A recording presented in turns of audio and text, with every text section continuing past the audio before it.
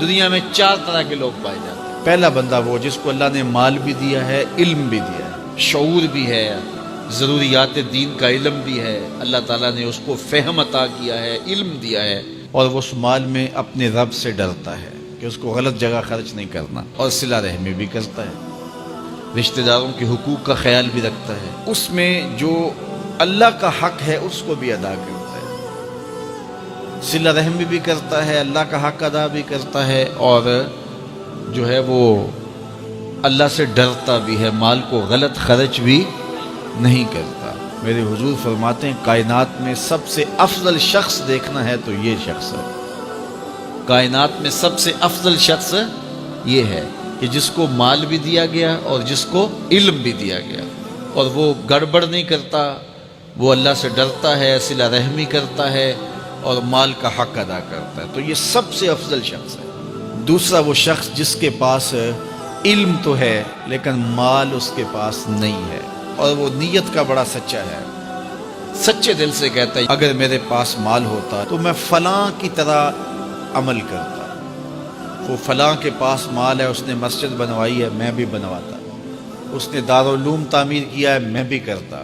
اس نے ہاسپٹل بنوایا ہے، میں بھی کرتا، اس نے مخفی انداز سے غریب بچیوں کی شادیاں کی ہیں، یہ کام میں بھی کرتا، اس نے دکھیوں کے کام آیا ہے، مصیبت زدوں کے کام آیا ہے، میں بھی آتا۔ تو وہ کہتا ہے کاش کہ میرے پاس، اور یہ سچے دل سے کہہ رہا ہے، یہ نہیں کہ ہوتا تو پھر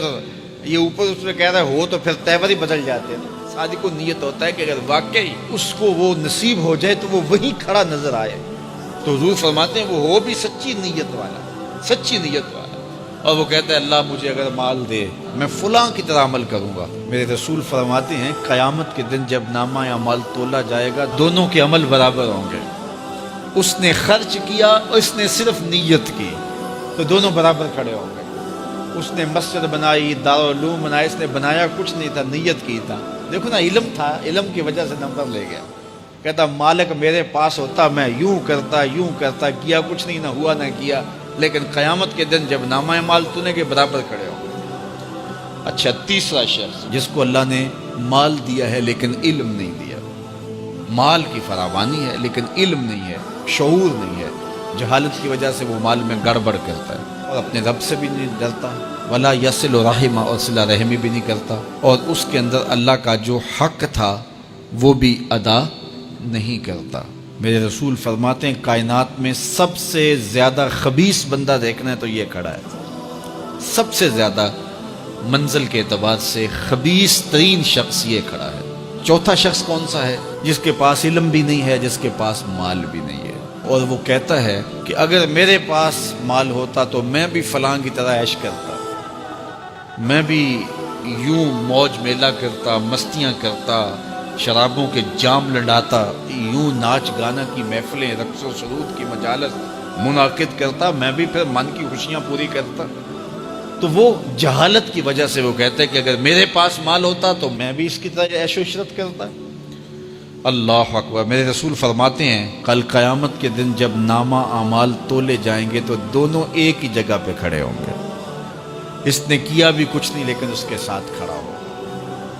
اب ان 4 لوگوں میں سے کسی ایک جگہ تو کھڑا ہونا ہے ہم نے، جس کو اللہ نے مال بھی دیا ہے، علم بھی دیا ہے، تو وہ کہاں کھڑا ہوتا ہے؟ اور جس کے پاس علم ہے مال نہیں، جس کے پاس مال ہے علم نہیں، جس کے پاس نہ علم ہے نہ مال ہے، تو ہم میں سے ہر شخص کسی ایک پوزیشن میں تو ہے۔ اب ہم اپنے آپ کو کھڑا کریں اور ساری زندگی پھر وہاں کھڑا رکھیں، خیر کی راہ پہ کھڑا کریں کہ مالک شعور بھی دے، اپنے راستے کے اندر خرچ کرنے کی توفیق بھی دے، مال بھی دے